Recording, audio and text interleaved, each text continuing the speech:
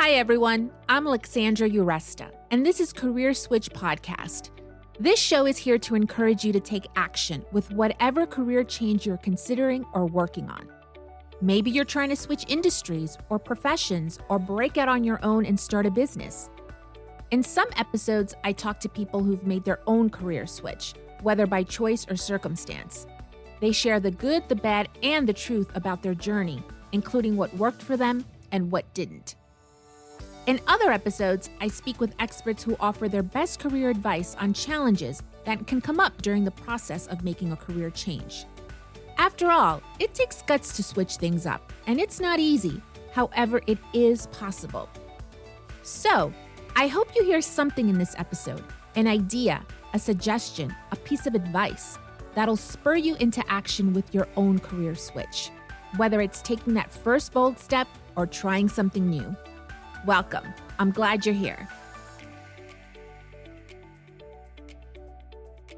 Today we're getting into the mind of a hiring manager. We're not talking HR here. We're talking about the person who'll likely be your boss. The person you'll have to convince you can do the job you're applying for in a new industry or profession. To better understand what a hiring manager is thinking and feeling, I'm speaking with Dr. Dawn Graham, a licensed psychologist and author of the book Switchers. Dawn is a leading career switch coach, TEDx speaker, LinkedIn learning instructor, and the former host of the show Dr. Dawn on Careers on Sirius XM Radio.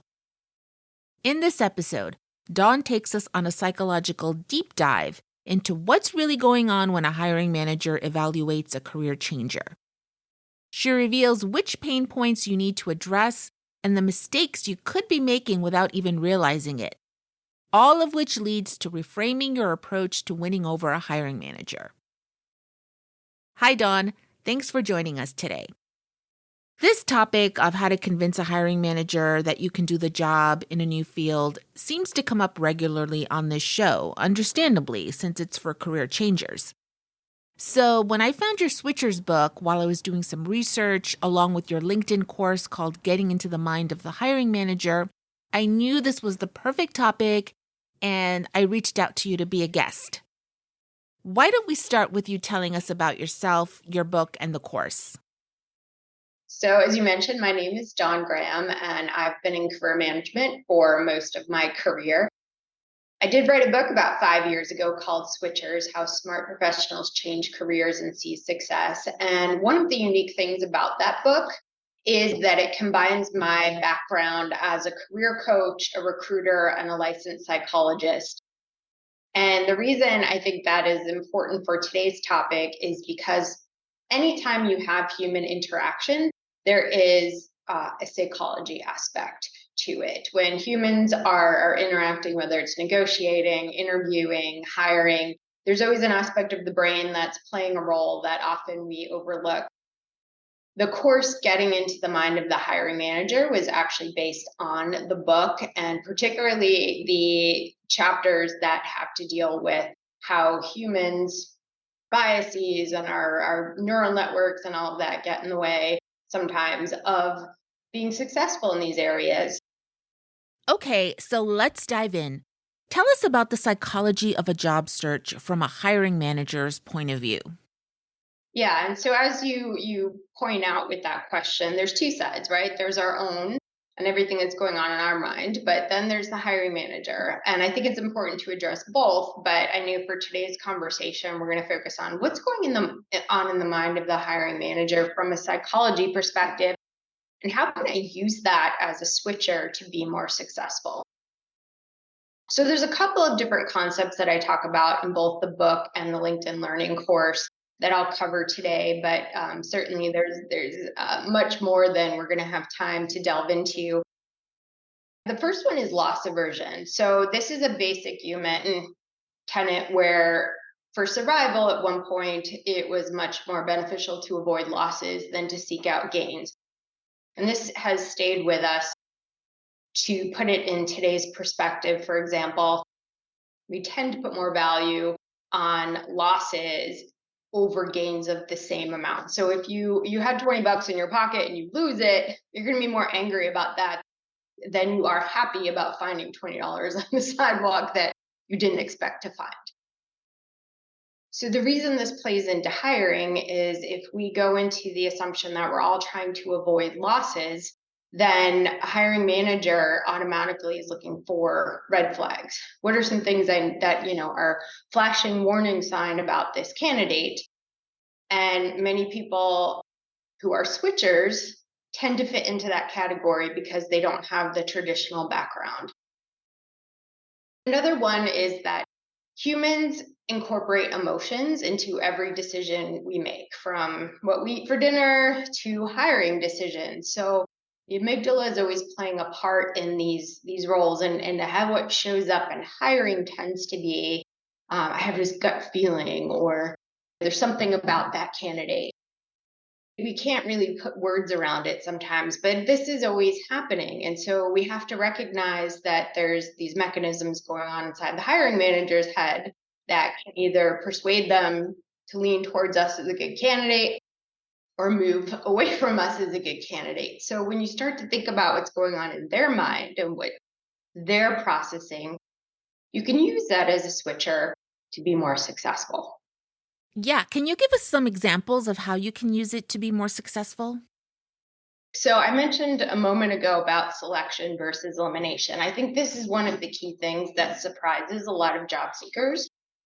But when you think about it, if a hiring manager gets 500 resumes for a job, which is not uncommon today, as a matter of fact, they often get that in the first few days, then what do you need to do? You need to narrow that pile down to perhaps 5 to 7 candidates that you can actually interview. So what happens is that mechanism in the brain that goes on is that weeding out mechanism.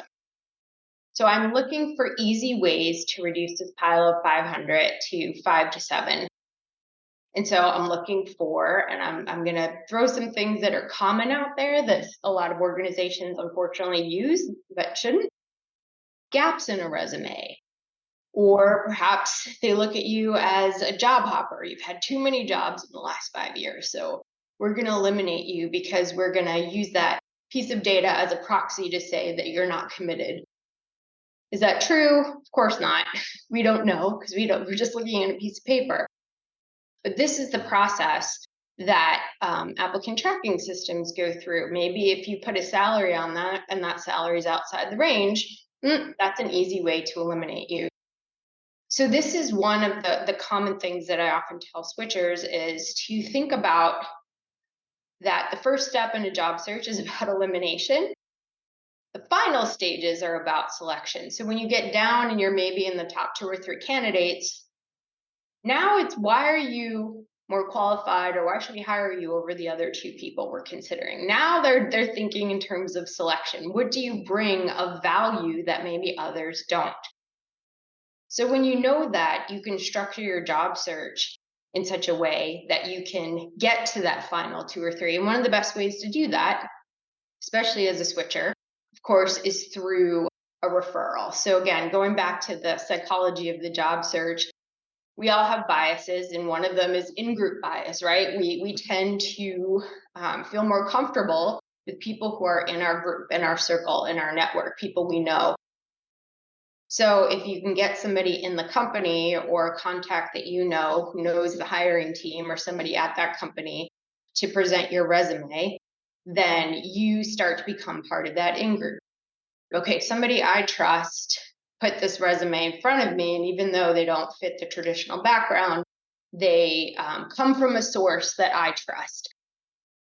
And so that's one great strategy, which is why a lot of career coaches push networking, because quite frankly, if you're a traditional candidate, all of these same strategies will work. But if you're a switcher, you really need to incorporate a lot of these strategies to get past the hurdles that you'll face, for the sheer fact that hiring managers want to avoid losses. And as a switcher, unfortunately, they see that as a red flag. And instead of diving into it and taking time to understand what you bring to the table, they're probably going to eliminate you before you get the opportunity to do that. So your job as a switcher is to get the opportunity to do that. Yeah, because to dive in, takes time, right? And there's no time. Mhm. It's just easier to set you aside and keep going with people who already have the experience in the same industry. And it Mhm. makes sense with referrals. It means someone is vouching for you. Similar to when we refer a plumber or a contractor saying, hey, I used them, they did great Sure. work for me. And that helps a lot. That also cuts down on the number of contractors you have to talk to, right? There's no need to talk to a dozen because you can just focus on the ones that have been referred. And that is a great point because what another people fail to think about as they're getting into the mind of the hiring manager is that often hiring is not that person's day job. So I'm an accountant and I'm hiring an associate accountant. I'm insert name of fields here. I'm a lawyer, I'm hiring another lawyer. So we expect as a candidate that the person vetting us has the experience, training, qualifications to hire. And the fact is, very few of these individuals have had any type of training in hiring. Also, they may only do it a couple of times a year, which means they're not getting a lot of practice at it. So here we are assuming that this person's going to ask us the right questions or they're not going to have biases. And so when you start to think about the fact that, wow, these hiring managers is not what they do day to day, you have to do the work for them, which means as a candidate, you have to close the gaps. You have to think about what assumptions might they make about me and how can I alleviate those fears. So, for example, if you're going from a nonprofit to a corporate environment, what biases might they have about me, true or not? But what concerns? And they might be concerned you've not worked in their industry or you've not worked in an environment that measures sales or whatever it is you're going for.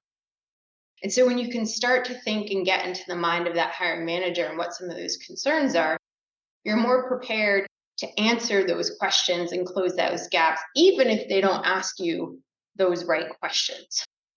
Right, but that's something you can address in a cover letter. True, however, fewer companies are taking cover letters. I will tell you this as a recruiter, as somebody who's hired quite a bit, if your cover letter gets read, if it's read after your resume.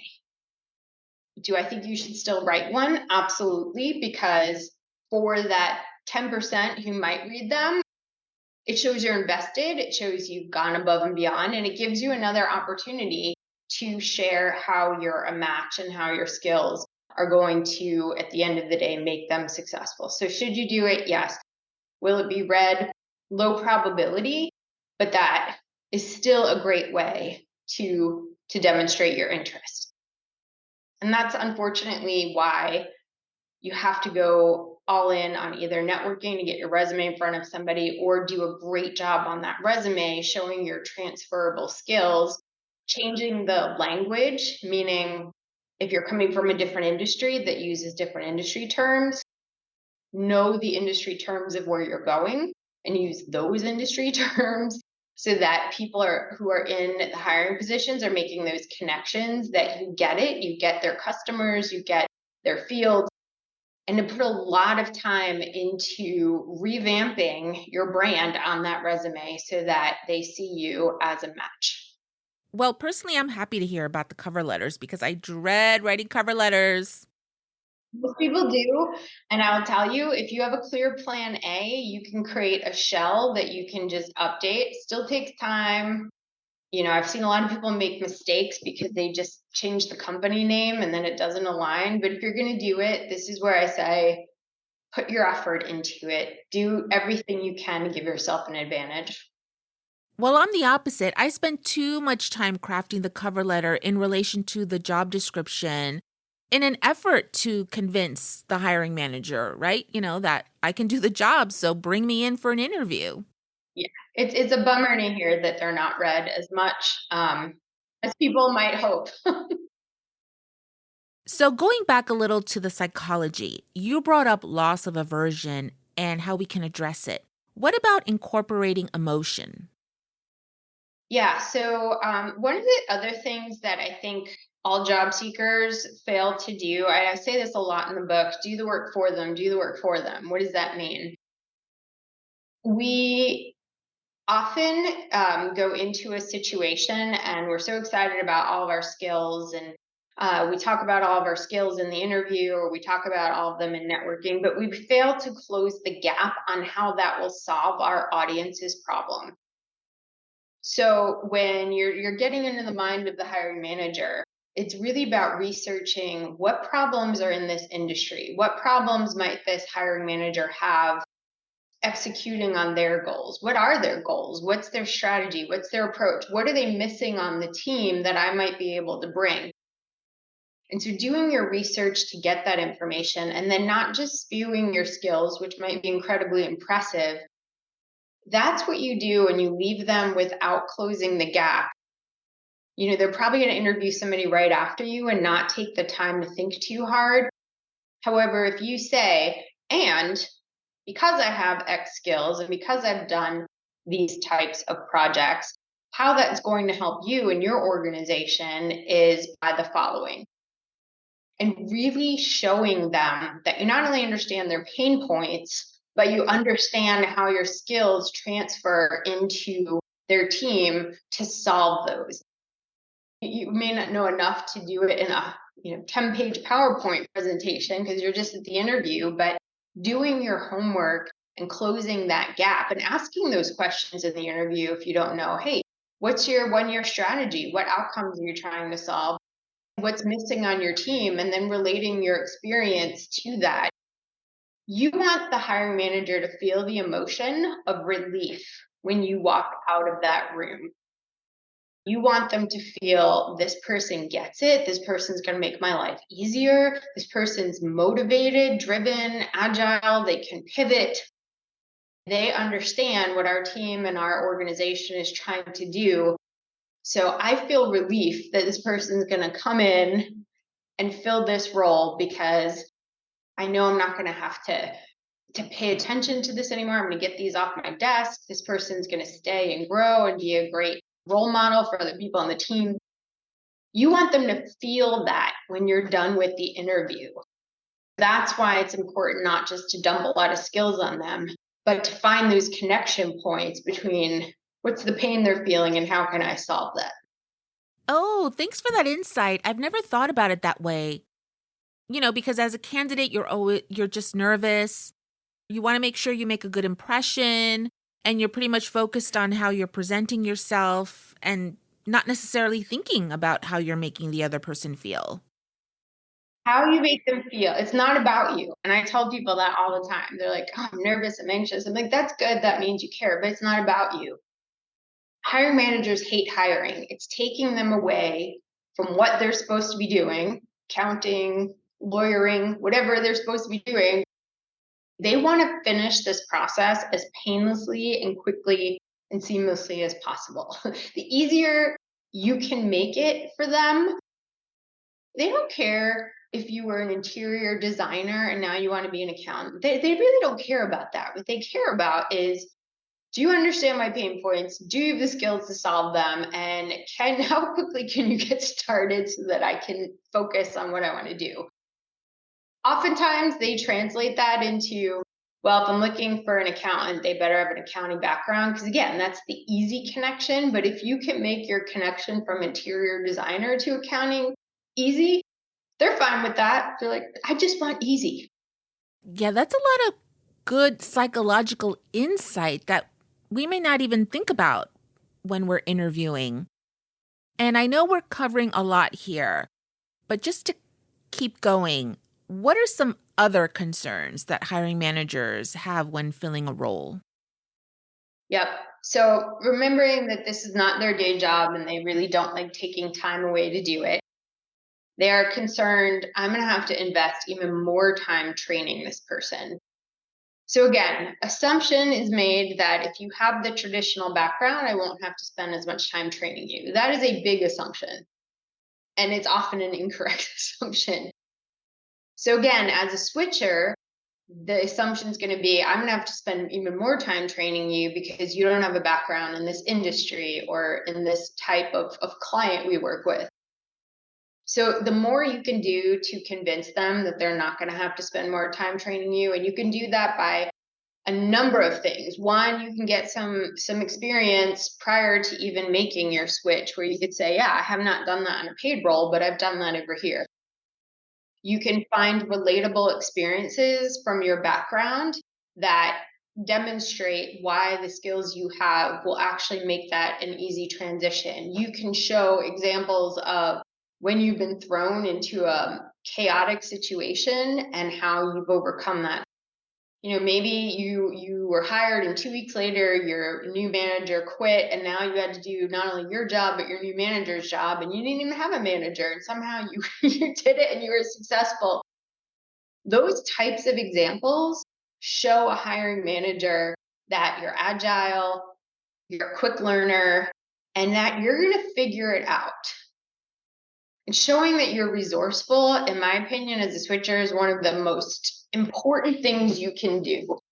Showing you don't need your handheld, showing that you can find answers on your own, that you can network quickly with people in the organization to get that help from a variety of places. Remember, that hiring manager wants you to make them look good, but they want you to do it as much as possible without them having to hold your hand. And their assumption is if you're a switcher, they're going to have to do more hand holding. If you could show them that it's actually not true, that's a big bonus for you. Anything else you want to bring to our attention about this topic? Yeah, I think although we've been talking more about the hiring manager's mind, I think it is worth a moment to talk about our minds as a job seeker. And that's because you actually brought up a couple of things along the way about what your thoughts are as a job seeker. And I think it's really important for us to be in the right mindset too. And that mindset being that we're making a switch and we might have years or even decades of experience in an area, but when you're doing something different, human nature, we're nervous, right? We're comparing ourselves to people who've been doing it for longer. And I think confidence breeds confidence. So if you're asking a hiring manager to roll the dice on you, to pay you a salary for doing something that is relatively new to you, you have to invest first. And what I mean by that is if the hiring manager believes it's a whim that you just woke up one day and decided, I would like to do this, they're not going to be convinced.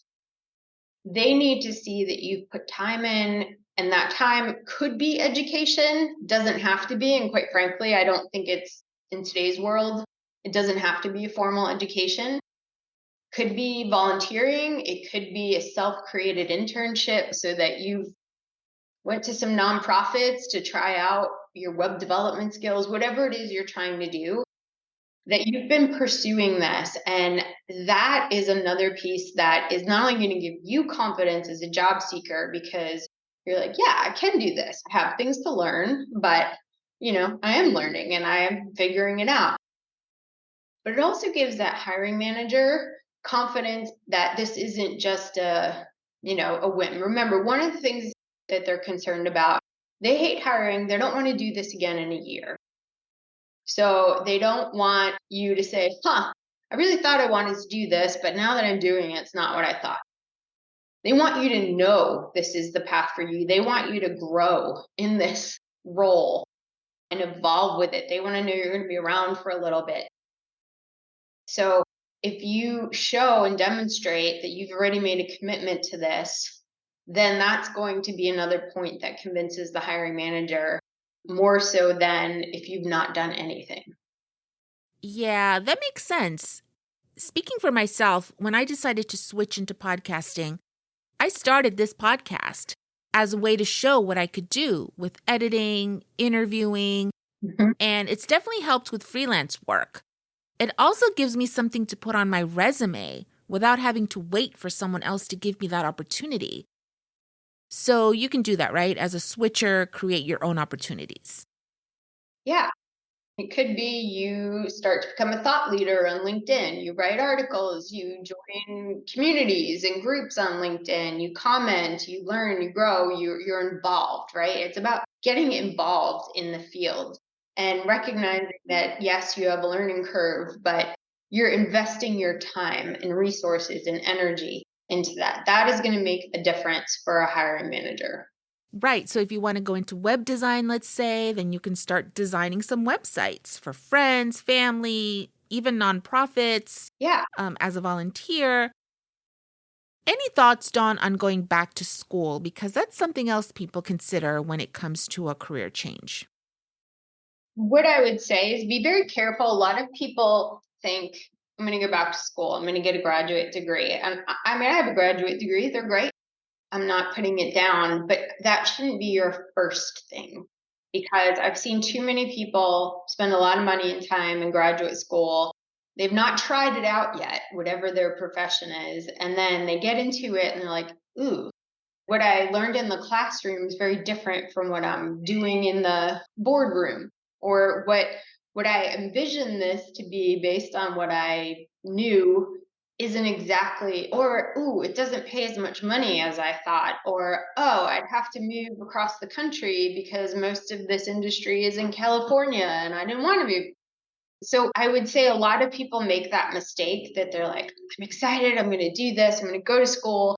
And that's a lot of time and money to invest before you try it on, try it out. And I know school feels much more structured, and it's easier in terms of it, they lay all the courses out for you. But I highly encourage you, try it out, talk to people, shadow, find out if it pays what you think it pays, or how long it's going to take to pay you that. Find out where the majority of people are doing it and what the day to day is like, because you might learn that, hey, this job requires all this travel and I didn't know that. And now I can't do that. So create your own experiments is what I tell people. Make sure, I've seen a number of people who I've told to do that, try it out within their company. So maybe they do a project with the department who does it there for their extra time.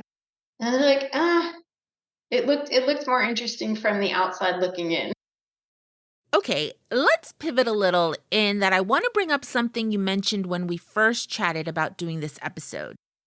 You said that we focus on the wrong thing. I put that down in my notes. So can you elaborate on that? I think as we're like getting into the mind of the hiring manager, one of the things you really want to do is not make assumptions. One of the best things you can do is talk to people in that company. Doesn't have to be in the department that you're looking. If it is in the department that you're looking, that's even better. Talk to people in the industry. You want to talk to as many people as you can so that you don't make assumptions as to what the hiring manager wants. A lot of people either don't do that research, or they assume that I'm just going to throw everything I've done onto a resume and on LinkedIn because I've done so much cool stuff that they're going to see me as, they could put me here and they could put me there, and they're going to see there's so many opportunities for me to be with their company. But again, not how hiring managers think. They think about elimination versus selection. So if you put everything you've done on your resume, that is actually going to be a red flag. They're going to say this person doesn't match anything. I say this in the book a lot: match first, stand out second. And what I mean by that is, as you're rebranding yourself and you're getting into that mind of the hiring manager, they want to look at your resume, your LinkedIn, your cover letter, whatever it is they're looking at, your interview, and in a very short amount of time say, yes, this person is going in the yes pile. I'm not eliminating them. I want to talk to them more.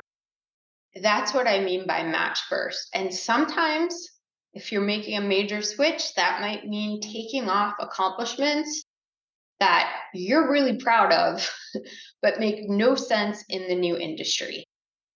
So the story I often tell, and I think this is briefly in my book, I was working with a woman who had a PhD in chemistry. You wouldn't be impressed with a PhD in chemistry, but she was trying to get into the business side of pharma and kept leading with this PhD in chemistry. So what did the business hiring manager say? Hey, that's great. All these theories and philosophical stuff, but we need somebody who knows strategy, who knows how to manage a team, a budget, and all this stuff. This person had those skills, but was not leading off with them And so when she rebranded, she took the PhD off, which I'm telling you is very painful because that's her identity. That's, we get very connected to our accomplishments. People started paying attention to her. And then when she was down to the bottom two or three, they said, well, what makes you stand out? Well, now she brings in her PhD in chemistry, and I actually understand not only the business side, but I actually understand the scientific side. And bam, match first, stand out second. She gets the job because the other candidates did not have a PhD in chemistry. However, when she led with that, they couldn't see the match. This story to me is like the, I don't know, poster child for getting into the mind of the hiring manager. And when you understand that, when you understand it's about elimination and not selection, when you understand the concept of match first, stand out second, when you understand the concept of, you're in the military and you use the word mission, and again, hiring manager might be really impressed with that, but don't know what to do with it. So you change the word project, all of a sudden it's like, oh, I get it. We have projects. You worked on projects. It's those types of things that switchers have to think about that often traditional candidates don't, but really make a difference. We're getting so much good stuff, Dawn. Can you just give us some client examples that illustrate some of the points you're making? This can be a perfect example of why going back to school first is not usually the best path, because school can certainly help you build contacts, build terminology, build language around what you want to do next, but without trying it on. Because one of the things I talk about in the book, as well as the course, Getting into the Mind of the Hiring Manager, again, thinking about the psychology of the job search, is that we can get really excited when we think about a new career path, because anything new, right? New place to go, new car, new whatever, everything's exciting. Right. We're filled with hope. Hope Hmm. for the future, that it'll give us more money, more flexibility, more fulfillment. Yeah, we see all of these positives, but we also experience loss aversion. And, then we start to realize, well, I might have to take a step back in salary. I might have to go into the office, whereas I've been able to work from home. I might need to travel more. I might have more of a learning curve and, feel uncomfortable for 6 months. I had a client who, and a lot of these switches are people who decided not to ultimately make the switch. But I think that is why this process of the psychology is so important, because you have to be willing to give some of those things up. I had a client who wanted to be a consultant, thought it was a great lifestyle, but recently had started a family, and traveling 4 days a week wasn't working out. And so went back to their old role. But I think that's an important story to tell, because a lot of people fail to remember that when they're making a switch. That, you know what, you're not losing all of those skills that you attained throughout your career. And if you change your mind later, you can change your mind. Oftentimes you can, and then you have these new skills to bring back to your former profession. So I do think that there are many, many benefits to creating experiments for yourself. Okay, that was helpful. However, I am going to ask you for an example of a client who did switch. I have plenty of those as well. So, one thing I talk about in the book is a stepping stone switch. So, sometimes if you're making a major switch, and I break this down: industry switch versus functional switch versus double switch, which is industry and function. I had somebody who was a lawyer who wanted to move into HR in a startup. And this person was a lawyer in a large organization, corporate lawyer. And so this was a pretty major switch, because it was definitely an industry switch. Startup environments are in themselves very, very different than large corporations, and moving from a legal role to a human resources role.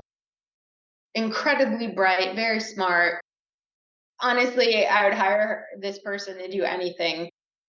But of course, networking, sending resumes, people saw this person as a lawyer, not an HR person. And so had to completely rebrand. And then we did what we call a stepping stone. So instead of making the full leap, she made the move into her current organization in HR, in more of the legal side, so more of the personnel employment hiring side, where she could use some of her legal skills, but also learn more of the HR. And she did that for a year and a half. And then once she had some of that traction on her resume, then she moved to a smaller startup.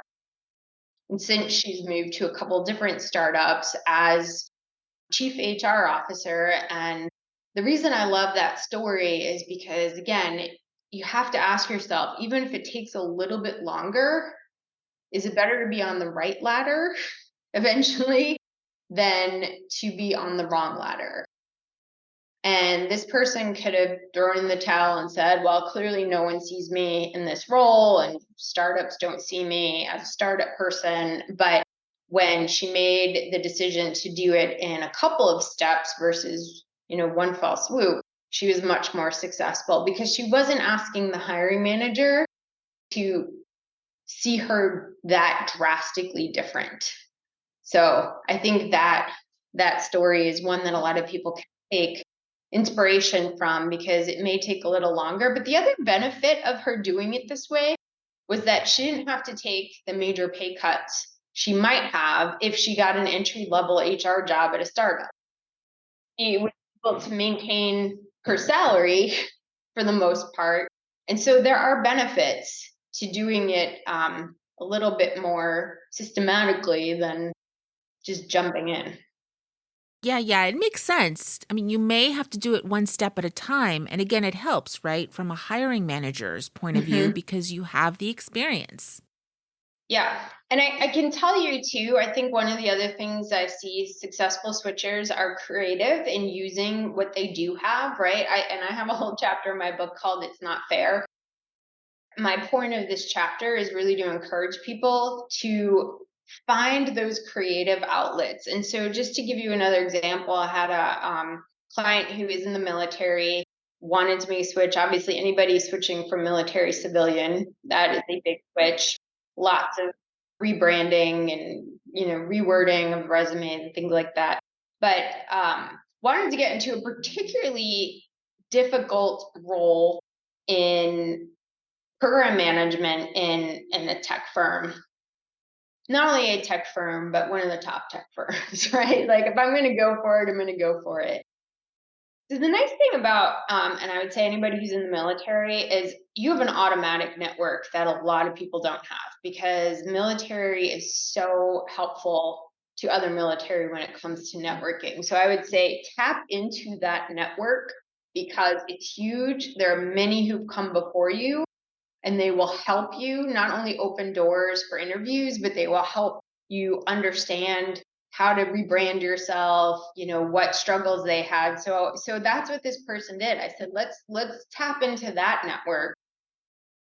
The other thing that we talked about, and I guess this somewhat relates to stepping stone, if you want to make a switch, and a major switch, so double switch, industry and function, it may not make sense to target some of the top industry leading companies. They tend to be hard to get into for traditional candidates. So being a switcher, unless your dad's the CEO, then we talked about really creating a list of more realistic companies that might be open to having somebody with a non-traditional background. And took a little bit of convincing, but long story short, engaged military contacts, actually got in with a smaller company that was very not only open to military, but also open to people who brought non-traditional backgrounds, because they found it actually brought new ideas to the company, and they had success with that. Worked in that company a couple of years, and a few years later eventually landed at one of the top tech firms. And again, it's It's really about getting into the mind of the hiring manager. All of this comes back to that, because when you work at a Google, you're getting 4,000 resumes a day, regardless of whether you have an open job. So trying to weed through that as a non-traditional candidate is going to be very different than maybe a smaller company that's not a household name, but still a great company where you can learn. And the thing I love about smaller companies is that you tend to learn a lot more because your breadth of responsibility is often greater. So I think again, this is where we need to think about the person hiring me. Is somebody at Google going to hire me for a role that I have very limited experience in? Probably not.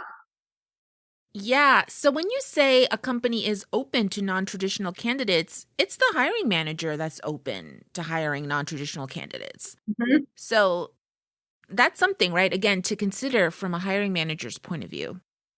Exactly. Exactly. And the other nice thing about being a switcher these days, post pandemic, it's definitely been done more. So you're finding more people in the hiring roles who have been switchers themselves, which so I think that will be a good thing over time.